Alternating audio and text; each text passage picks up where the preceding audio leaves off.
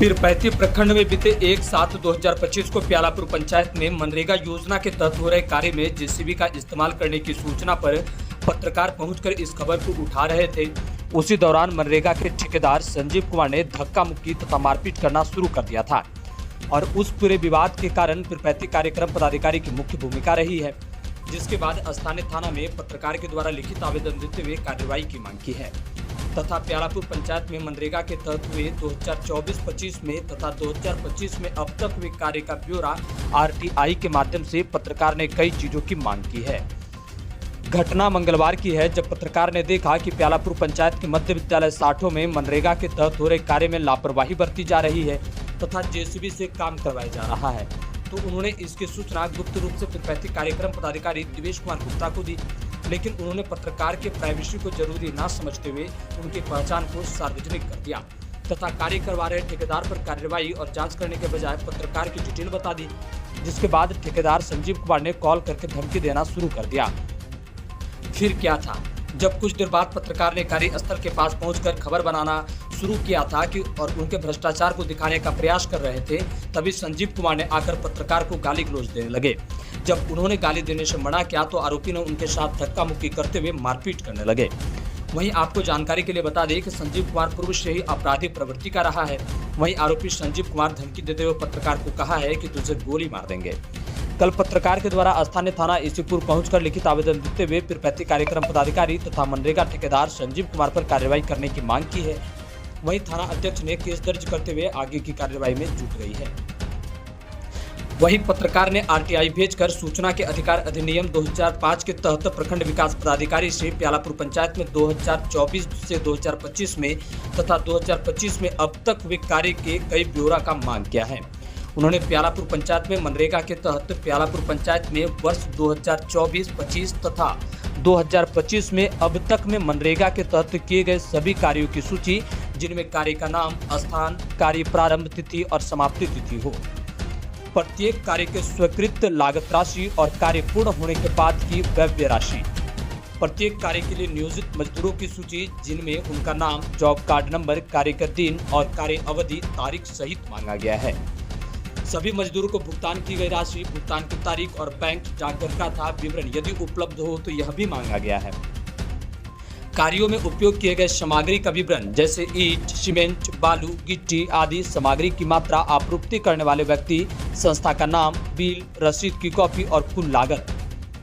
किसी भी कार्य में यदि उपकरणों या मशीनों का उपयोग हुआ है तो उसका विवरण, जैसे जेसीबी, ट्रैक्टर आदि उपयोग की अवधि और लागत की मांग की गई है। किसी भी कार्य की तकनीकी स्वीकृति और कार्य पूर्णता प्रमाण पत्र कंप्लीशन सर्टिफिकेट की प्रतिलिपि की भी मांग की गई है। प्यालापुर पंचायत में वर्ष 2024-25 तथा 2025 में अब तक में हुए सोशल ऑडिट रिपोर्ट की प्रति यदि उपलब्ध हुआ हो तो यह भी मांग किया गया है।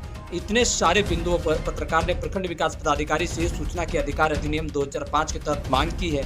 अब देखना यह दिलचस्प होगा कि पत्रकार के साथ मारपीट करने वाले आरोपियों पर कब तक कार्रवाई होती है और आरटीआई का जवाब मिलने के बाद क्या कुछ सच्चाई निकलकर सामने आती है। ब्यूरो रिपोर्ट, बिहार जागरण टीवी, भागलपुर से चंदन पांडे। मनरेगा पीओ दिवेश गुप्ता के द्वारा,